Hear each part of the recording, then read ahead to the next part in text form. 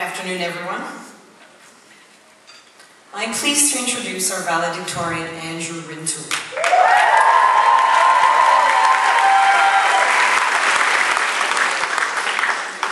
I had the pleasure of working alongside Andrew on the Student Activity Council this year. As the SAC president, Andrew exceeded our expectations. Andrew possesses all the qualities of a strong leader. He was dedicated, led by example, and with integrity. He is an athlete and a drama major, a scholar and a gentleman. Andrew was a philanthropist at the young age of 16. He volunteered in South Africa and has taught a variety of grades at the Sunridge Primary School. He taught English, arts and culture, which incorporated music, drama, art, and local culture. He also coached a sport that is dear to me, soccer. Along with teaching, he also volunteered at the local safe house, helping the children with their meals, playing games, and educational activities. Because of his leadership, pleasant demeanor, positive character, and humble confidence, he was voted by his teachers and peers to represent the graduating class of 2011-2012. Without further ado, I present to you Andrew Rintoul, valedictorian for the class of 2011-2012.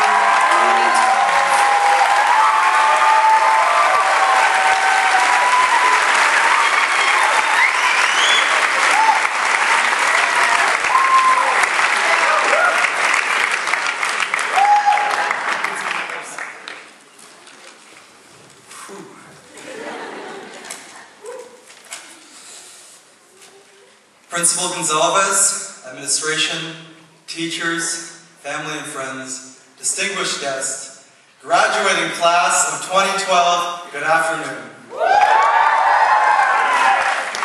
I wanted to begin by thanking everyone, first of all, for this huge honor of speaking on behalf of our class. Wow, we're here, that's pretty cool. Now, I just want to take a moment to mentally capture this image. The 585 graduates here, all in a room together for the very last time, our last moments of grade 12. You know, that amazes me. After 2 years of middle school, 4 years of high school, 6 years of elementary school, and then before that, kindergarten and preschool, we are finally moving on. How did this happen?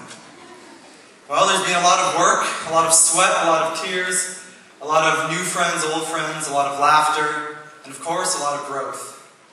We have all moved from infants into teenagers, and then from teenagers into young adults. Now, some of the parents out there may want to disagree with that last point, but alas, it's true.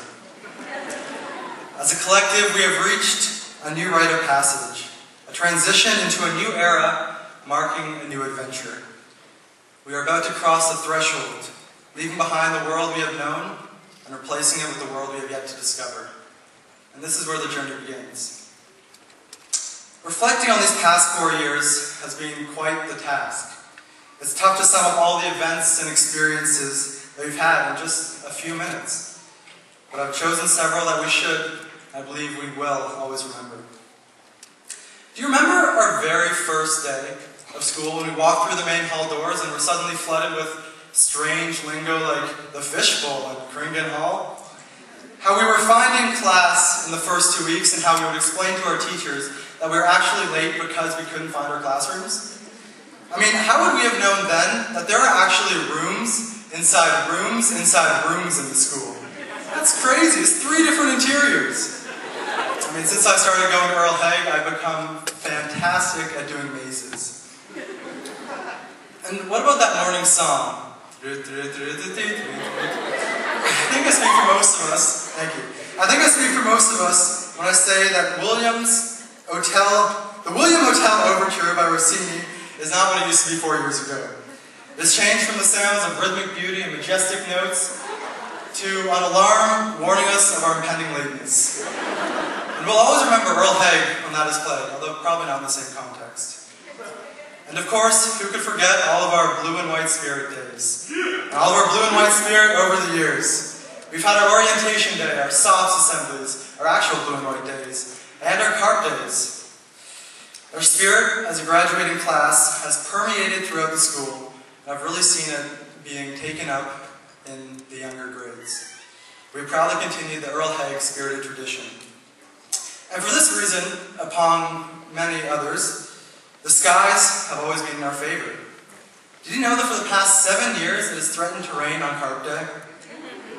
In fact, this year, the weather reports were predicting an 80% chance of rain. Man, was I stressing out. The inflatables were coming. I had Demolition, Gladiator, Swamper Stomper, Hook and Ladder, plus Jetson's Burgers were on their way, and it was just a very scary moment.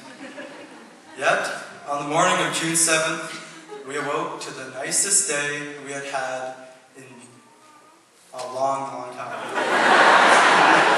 On that fateful day, the sun beat down on what would become another example of Earl Haig swag. Something else I realized when I reflected on these past 4 years was just how involved everyone is within our school. And this goes from the top down. Our school is unique and amazing in that it has so many things going on at the same time, to the point of being outrageous, actually, sometimes. There was one week in October, I remember, when we had United Way Week, including an assembly and carnival day. We had Spear Week, Coffee House, and a grad assembly all happening at once, not to mention the school show rehearsal of 8 different fall sports teams in full gear at the same time. This is only made possible because of the leadership of teachers, the supportive administration, the students who step up and engage themselves. These extracurriculars and our involvement are what bring the greatness of Earl Haig. For many of us, this year has been the busiest and often the most stressful of our 4, yet at the same time, it's been our best. By getting involved and engaging ourselves in the culture of Haig, we have given ourselves the capacity to enrich and grow. Our experiences here at Earl Haig have shaped us into who we are today and will continue to influence us in the future. The plethora of our opportunities has brought out the very best in our graduating class and ultimately has turned us into a group of wonderful, talented, beautiful Uber-Haggers. You see, Uber-Haggers, in my opinion, are people with the ability to thrive and succeed when given a challenge. And I'll be the first to admit that at times, high school has been incredibly challenging. And if we think about it, we can all find something remarkable that we've done in our past years at the school, whether it's acing that test, or stepping up and leading an event or extracurricular, or just stepping outside of our comfort zone and trying something new. Hence, we've all conquered the difficult and are deserving of the title of an Uber-Hagger. Now this Uber-Haggerism extends beyond what we've just done in the past. When properly maintained, it will encompass all that we do now, as well as into the future. You see, preserving this ability to be extraordinary is comparable to tending a fire. Without fuel, it dies out. But give it some fuel, give it some oxygen, some wood, and some heat, and it expands and grows. And the great thing about fire is that with more fuel, it can't die out. It can only get bigger, it can only get better. So essentially, if we strive to find new challenges to overcome and give ourselves the opportunity to exceed the ordinary and perform the remarkable, our Uber-Hager legacy will live on. Sitting in this room right now makes it our duty to be extraordinary. We all have this capacity. But this doesn't just come from seeking opportunities. There's a lot more. You know, I learned a great quotation from my old hockey coach that really applies to every area of life. He said to me, "Plus vous vous investirez, le plus chanceux vous obtenez." Actually, he wasn't French, but it sounds prettier if I say it that way. What he really said was, the harder you work, the luckier you get. And that's something that's really stuck with me. The harder you work, the luckier you get. Now, of course, it's easy to look at this quotation and say that luck isn't a product of hard work and determination, that luck is a product of something that we can't control. But I would argue, luck may be uncontrollable, but if we pursue everything that we do with grit and with determination, big things are bound to happen. The harder you work, the luckier you get. And now, very importantly, I believe on behalf of the Earl Haig graduates of 2012, some thank yous are in order.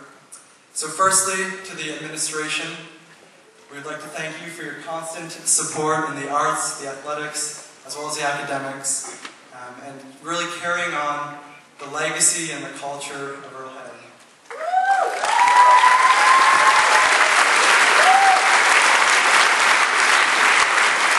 To the guidance department, all your help over the years, all of your guidance and support, and especially being in grade 12, we have so many things going on.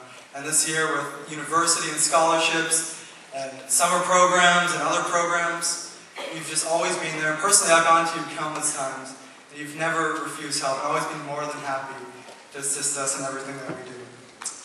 And thirdly, to the teachers, for your endless support and guidance and care, because you really are the heart and soul of the school. And you've taught us, of course, about what we learned in class, about history, geography, French. What you've really taught us extends beyond the classroom, and that's the stuff that we'll take with us as we go on into the future. And lastly, I would like to thank our parents and our families. Yes, for your ceaseless love and support, for packing us lunch, for making sure we do our work, for keeping us in line, and for loving us always. And specifically, I could make a personal thank you to my mom and dad for always being by my side these past 4 years, and well, all my years actually. For always being by my side and being role models and supporting me in everything that I do. And as well to my little sister Stephanie, who has taught me more and brought me more happiness than anything or anyone. So thank you so much.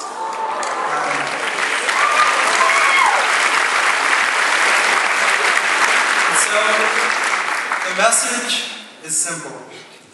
Let's get involved, let's fuel that fire, and let's work hard. So that's it. 4 years past of countless memories, experiences, and stories. We set our sights now on new adventures. Congratulations, my fellow graduates, my friends. I'm sure we'll cross paths again when we're out doing the extraordinary. Keep calm and carpe diem. Thank you very much.